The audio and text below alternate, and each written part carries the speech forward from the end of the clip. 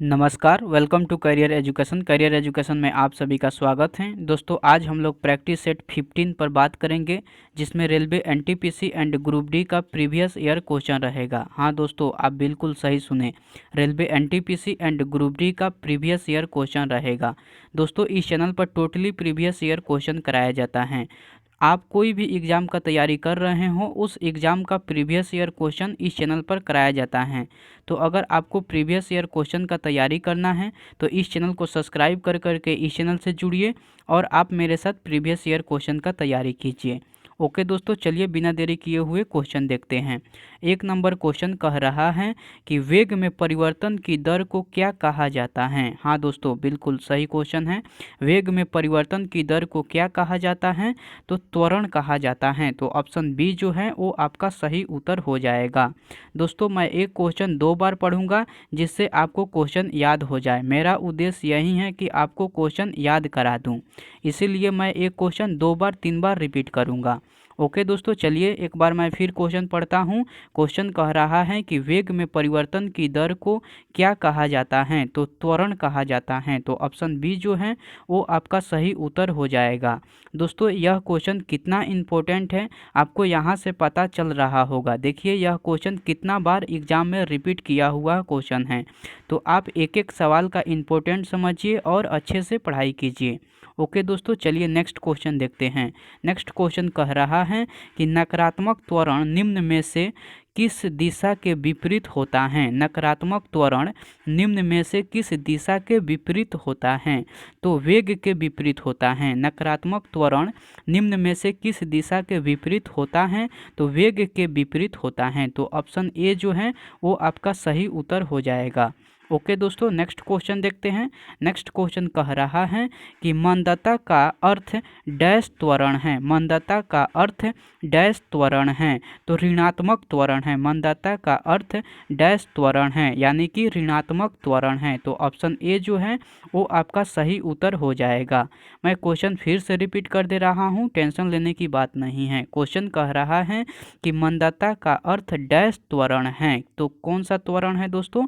तो ऋणात्मक त्वरण है। तो ऑप्शन ए जो है वो आपका सही उत्तर हो जाएगा। ओके दोस्तों, नेक्स्ट क्वेश्चन देखते हैं। नेक्स्ट क्वेश्चन कह रहा है कि बल बटा द्रव्यमान बराबर होता है। बल बटा द्रव्यमान बराबर होता है। तो किसके बराबर होता है दोस्तों? तो त्वरण के बराबर होता है। आप लोग पहले से पढ़े होंगे या अगर नहीं पढ़े हैं तो यहाँ से याद कर लीजिए। क्वेश्चन बहुत इंपॉर्टेंट क्वेश्चन है, क्योंकि रेलवे के एग्जाम में इस तरह की सवालें मैक्सिमम देखने को मिलता है। बल बटा द्रव्यमान बराबर होती है, किसके बराबर होती है? तो त्वरण के बराबर होती है। तो ऑप्शन बी जो है वो आपका सही उत्तर हो जाएगा। दोस्तों, आपको एक ही बात याद रखना चाहिए, या तो जान लगा दीजिए या जाने दीजिए। तो आपको डिसाइड करना है कि आप क्या कीजिएगा इस बार की रेलवे की एग्ज़ाम में। मैं तो यही कहूँगा कि इस बार जान लगा दीजिए दोस्तों, क्योंकि आपको एक सीट पक्का लेना है। ओके दोस्तों, चलिए नेक्स्ट क्वेश्चन देखते हैं। नेक्स्ट क्वेश्चन कह रहा है कि जब कोई वस्तु एक समान गति से गति कर रही हो तो इसका त्वरण क्या होगा? जब कोई वस्तु एक समान गति से गति कर रही हो तो इसका त्वरण क्या होगा? तो इसकी त्वरण शून्य होगा। जब कोई वस्तु एक समान गति से गति कर रही हो तो इसका त्वरण क्या होगा? तो शून्य होगा। तो ऑप्शन सी जो है वो आपका सही उत्तर हो जाएगा। दोस्तों, अगर वीडियो पसंद आती है तो आप इस वीडियो को लाइक कर दीजिए और अपने दोस्तों के साथ वीडियो को शेयर कीजिए। और अभी तक आप इस चैनल को सब्सक्राइब नहीं किए हैं तो इस चैनल को सब्सक्राइब कर करके इस चैनल से जुड़िए और अपना रिजल्ट पक्का कीजिए। ओके दोस्तों, चलिए नेक्स्ट क्वेश्चन देखते हैं। नेक्स्ट क्वेश्चन कह रहा है कि त्वरण ऋणात्मक होने पर किसी पिंड का वेग क्या होगा? त्वरण ऋणात्मक होने पर किसी पिंड का वेग होगा, क्या होगा? तो क्या होगा दोस्तों? घटेगा। जब त्वरण ऋणात्मक होगा तो किसी पिंड का वेग घटेगा। तो ऑप्शन सी जो है वो आपका सही उत्तर हो जाएगा। मैं क्वेश्चन फिर से रिपीट कर दे रहा हूँ। क्वेश्चन कह रहा है कि त्वरण ऋणात्मक होने पर किसी पिंड का वेग होगा, तो कैसा होगा दोस्तों? घटेगा। तो ऑप्शन सी जो है वो आपका सही उत्तर हो जाएगा। दोस्तों, यह क्वेश्चन देखिए कितना बार, 2-3 बार एग्जाम में रिपीट किया हुआ है। तो आप एक एक सवाल को बहुत अच्छे से पढ़िए और ध्यान पूर्वक पढ़िए, क्योंकि मैं वही क्वेश्चन लेकर आता हूँ जो आपके लिए बहुत इम्पोर्टेंट हैं। ओके दोस्तों, चलिए नेक्स्ट क्वेश्चन देखते हैं। नेक्स्ट क्वेश्चन कह रहा है कि वेग समय ग्राफ पर रेखा का ढलान डैश कहलाता है। वेग समय ग्राफ पर रेखा का ढलान डैश कहलाता है। क्या कहलाता है दोस्तों? तो त्वरण कहलाता है। क्या कहलाता है दोस्तों? त्वरण कहलाता है। तो ऑप्शन सी जो है वो आपका सही उत्तर हो जाएगा। मैं क्वेश्चन फिर से रिपीट कर दे रहा हूँ। क्वेश्चन कह रहा है कि वेग समय ग्राफ पर रेखा का ढलान डैश कहलाता है। क्या कहलाता है दोस्तों? तो त्वरण कहलाता है। तो ऑप्शन सी जो है वो आपका सही उत्तर हो जाएगा। ओके दोस्तों, चलिए नेक्स्ट क्वेश्चन देखते हैं। नेक्स्ट क्वेश्चन कह रहा है नेक्स्ट क्वेश्चन कह रहा है कि निम्नलिखित में से कौन सा समीकरण वेग समय संबंध को दर्शाता है। निम्नलिखित में से कौन सा समीकरण वेग समय संबंध को दर्शाता है। तो v बराबर u प्लस AT समीकरण वेग समय संबंध को दर्शाता है। तो ऑप्शन सी जो है वो आपका सही उत्तर हो जाएगा। मैं क्वेश्चन फिर से रिपीट कर दे रहा हूँ क्योंकि क्वेश्चन बहुत बार एग्जाम में पूछा हुआ यह क्वेश्चन है। क्वेश्चन कह रहा है कि निम्नलिखित में से कौन सा समीकरण वेग समय संबंध को दर्शाता है।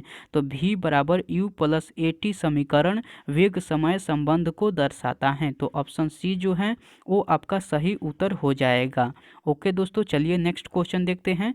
नेक्स्ट क्वेश्चन कह रहा है कि हाँ, गति का पहला समीकरण किसके बीच संबंध दर्शाता है। गति का पहला समीकरण किसके बीच संबंध को दर्शाता है। तो गति का पहला समीकरण किसके बीच संबंध को दर्शाता है। तो वेग और समय के बीच संबंध को दर्शाता है। तो ऑप्शन सी जो है वो आपका सही उत्तर हो जाएगा, यानी कि वेग और समय के बीच संबंध को दर्शाता है। दोस्तों, मैं क्वेश्चन फिर से रिपीट कर दे रहा हूं क्योंकि क्वेश्चन बहुत बार एग्जाम में पूछा हुआ क्वेश्चन है। ओके, नेक्स्ट क्वेश्चन देखने से पहले मैं क्वेश्चन इसको फिर से रिपीट कर दे रहा हूँ। क्वेश्चन कह रहा है कि गति का पहला समीकरण किसके बीच संबंध दर्शाता है। तो वेग और समय के बीच के संबंध को दर्शाता है। तो ऑप्शन सी जो है वो आपका सही उत्तर हो जाएगा।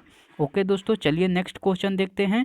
नेक्स्ट क्वेश्चन कह रहा है कि गति के दूसरे समीकरण द्वारा किसके बीच संबंध को दर्शाया गया है। गति के दूसरे समीकरण द्वारा किसके बीच संबंध को दर्शाया गया है।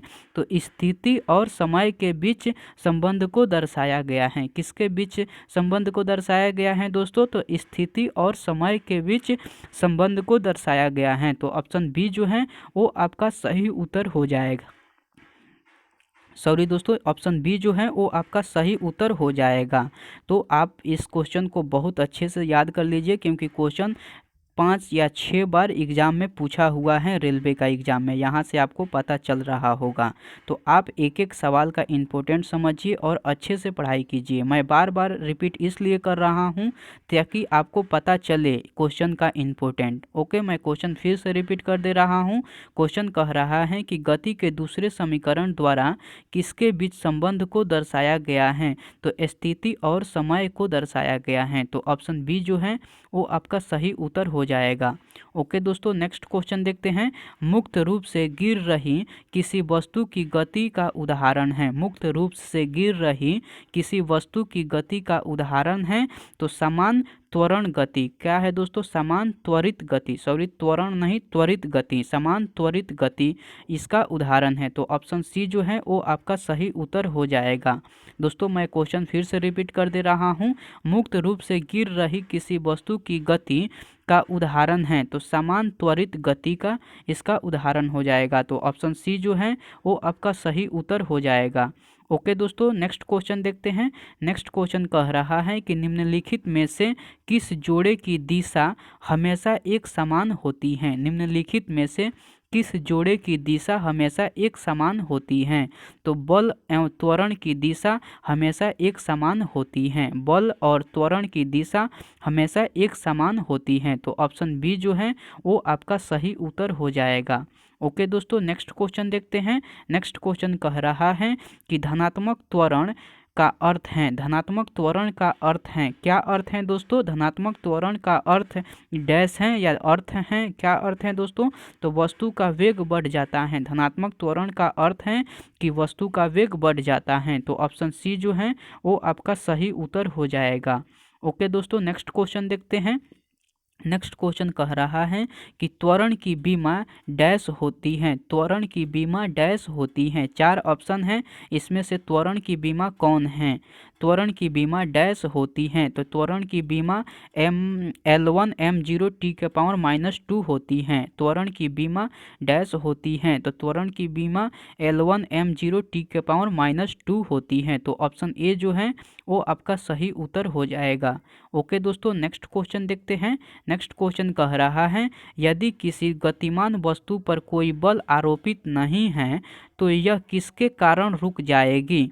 यदि किसी गतिमान वस्तु पर कोई बल आरोपित नहीं है तो यह किसके कारण रुक जाएगी? तो यह घर्षण के कारण रुक जाएगी। किसके कारण रुक जाएगी दोस्तों? तो यह घर्षण के कारण रुक जाएगी। तो ऑप्शन सी जो है वो आपका सही उत्तर हो जाएगा।